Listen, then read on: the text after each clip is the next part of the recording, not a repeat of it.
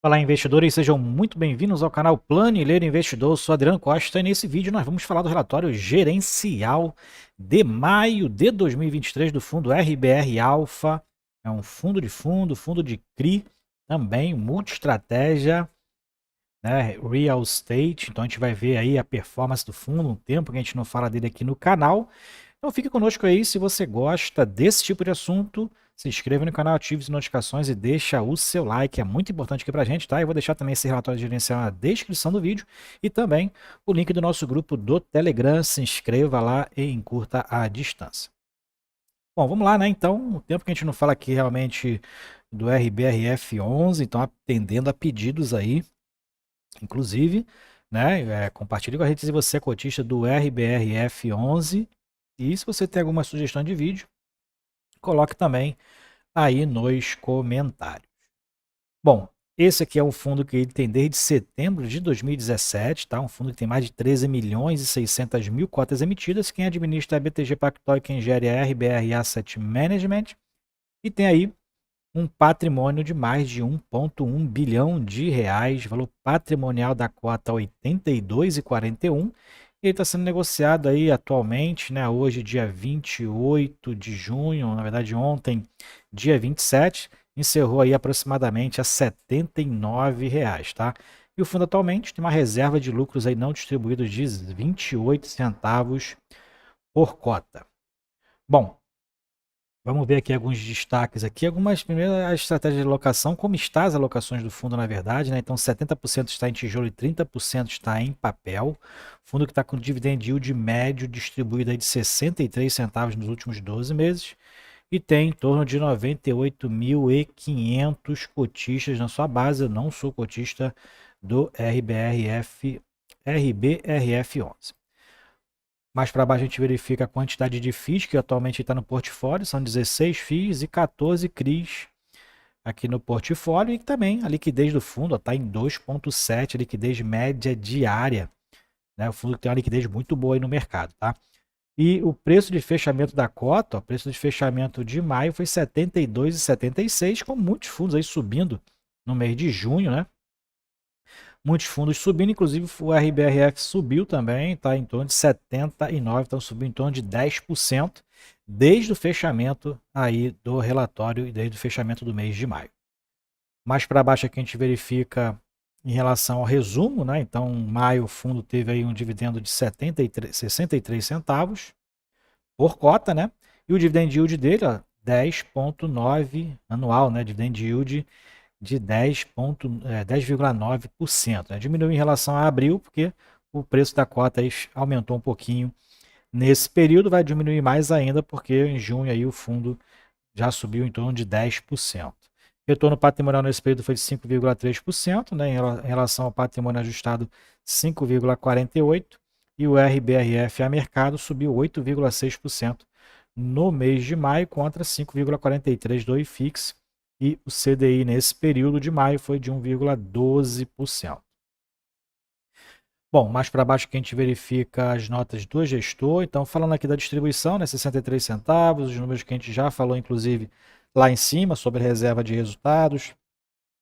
Né? E dentro aqui da expectativa para o primeiro semestre, fundo aí na previsão realmente desse último mês do semestre fechar ali a cota entregando entre 60 e 63 centavos por cota. Aqui mais para baixo a gente verifica aqui a atualização em relação ao portfólio. Então, ele dá aqui em relação à alocação do fundo, né? O fundo aumentou as suas alocações em tijolo, como a gente verifica aqui, em maio de 2022, né? Um ano atrás estava 57% tijolo, aumentou em 13% as alocações, consequentemente diminuindo as alocações em papel. E de maio para junho, já numa projeção aqui para junho, aumentando a expectativa de aumento de mais 4% as alocações em tijolo, né? O fundo então diminuindo a sua alocação em fundos de crédito, tá?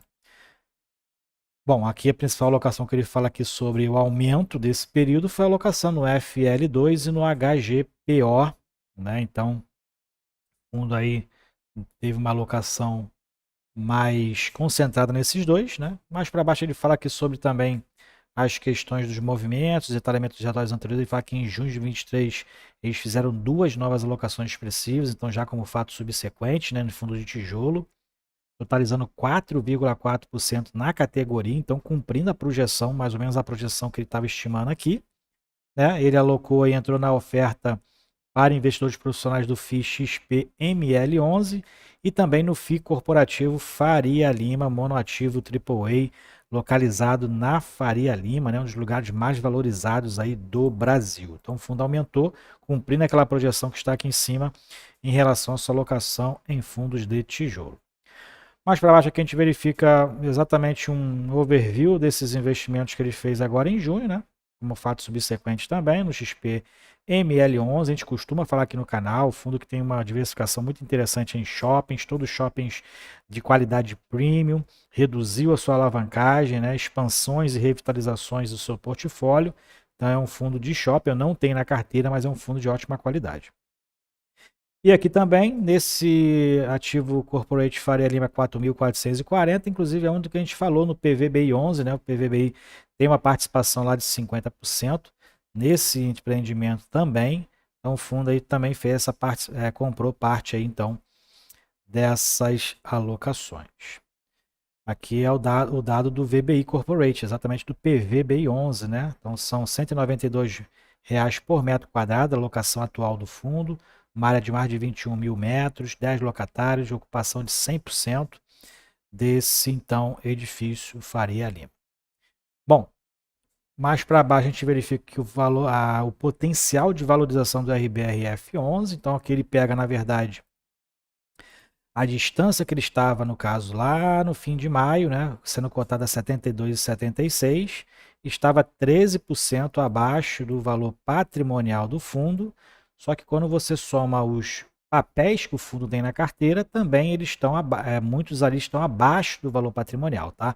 Então, dentro ali além da distância do valor patrimonial do próprio RBRF e a distância também em relação aos fundos que ele detém na carteira, o potencial de valorização, quando a cota estava aqui a 72,76, era em torno de 30%, mais os dividendos que são pagos aí a dividendos futuros, tá? Então, quem compra o RBRF a esse preço, o potencial de valorização em relação aos valores patrimoniais, tanto dos fundos que ele tem na carteira, quanto ao próprio RBRF, estava em torno aí de 30%. Interessante aqui essa análise, né?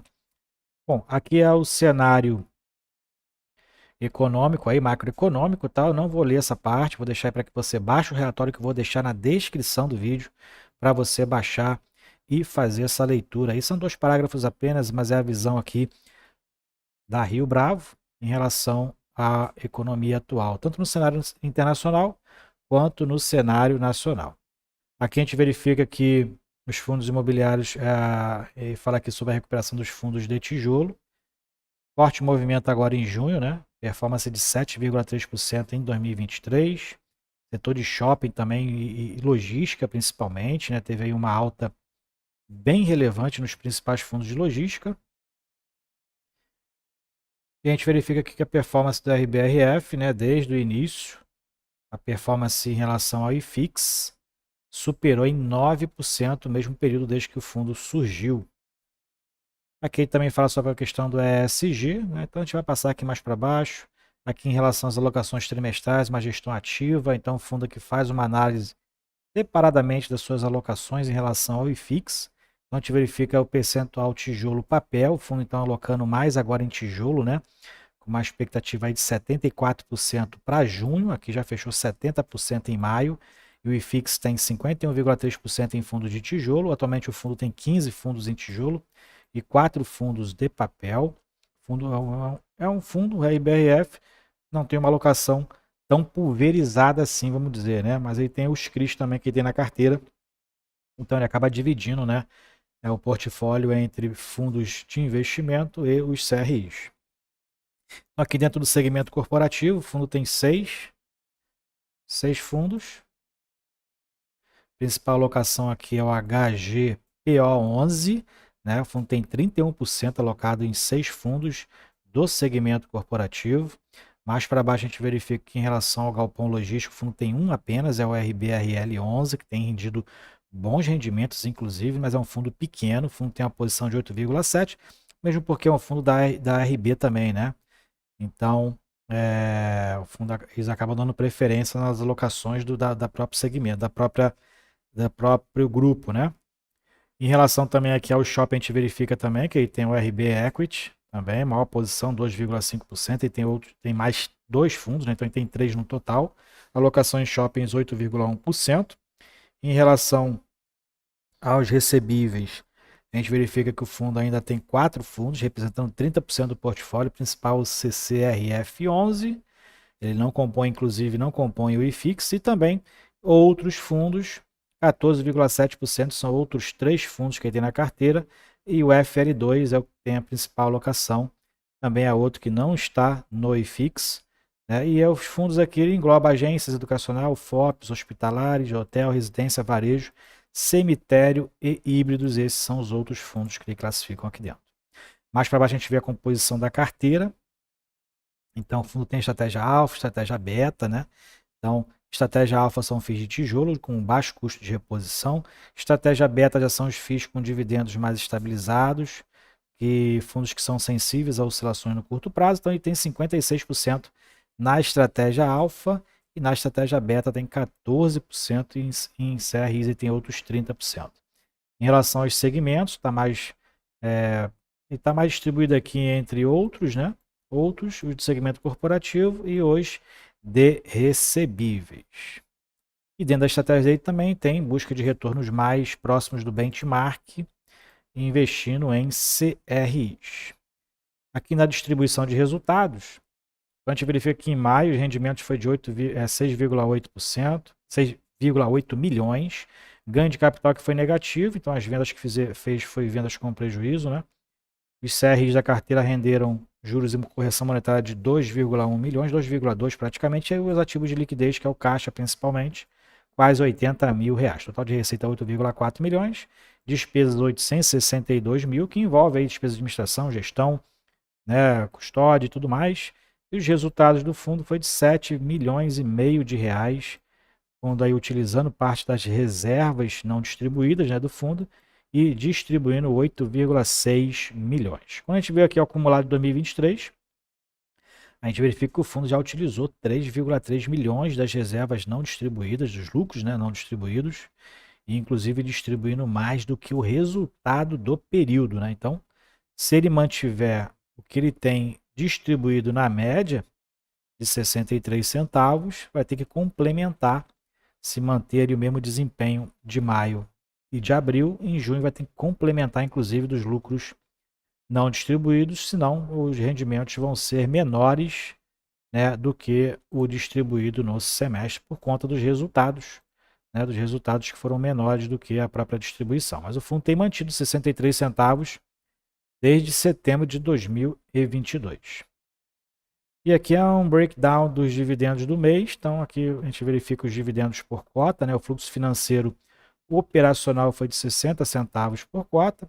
Ganho de capital, então, foi perda, né, de 5 centavos por cota. O fundo utilizou reservas de lucros não distribuídos de 8 centavos e distribuiu, então, 63 centavos por cota. Aqui é a evolução patrimonial, né? Não teve ali... teve, na verdade, um aumento aqui na cota do valor patrimonial do fundo, né, de dezembro de 2022 para maio de 2023, subindo aí em torno de 50 centavos.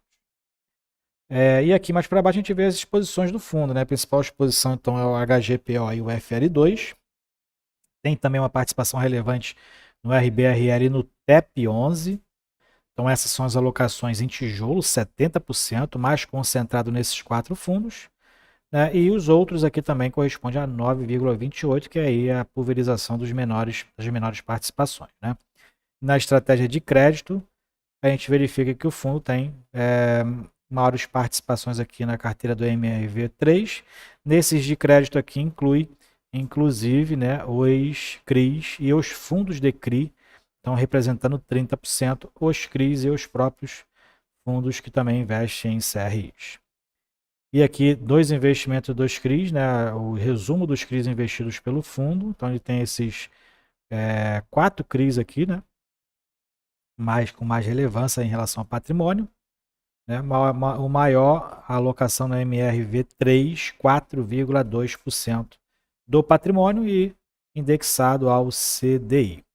E no mercado secundário, a gente verifica que o fundo tem uma liquidez boa no mercado, o volume total negociado em maio foi de quase 60 milhões de reais, né? Cota de fechamento que já não é mais essa, né? Já subiu 10% aí em junho, e o fundo teve um volume médio diário de 2,6 milhões de reais, uma boa liquidez para o tamanho do fundo, né? É um fundo bem negociado e com uma liquidez até interessante aí no mercado, ok? Então é isso aqui são outras informações do fundo, as taxas de administração e gestão. O fundo também tem taxa de performance de 20% do que excedeu o benchmark. E o benchmark aqui vai ser o maior entre IGPM mais 3% ou 4,5%, ambos benchmark aqui ao semestre, ok? Então é isso aí. O fundo já fez outras 6 emissões, né? A última foi em janeiro de 2021, mas o fundo está abaixo do valor patrimonial, possa ser. Se ultrapassar o valor patrimonial, o fundo possa até fazer algumas emissões aí. O fundo costuma fazer emissões aí desde o seu início, fez outras 5 além do IPO, ok? Então é isso aí. Se você gostou do vídeo, deixa o seu like, se inscreva no canal e compartilhe com a gente se você é cotista do RBR Alpha Multi Estratégias, é o RBRF11. Não deixe de colocar sua sugestão de vídeo também nos comentários. Fiquem com Deus, até o próximo vídeo. Tchau, tchau.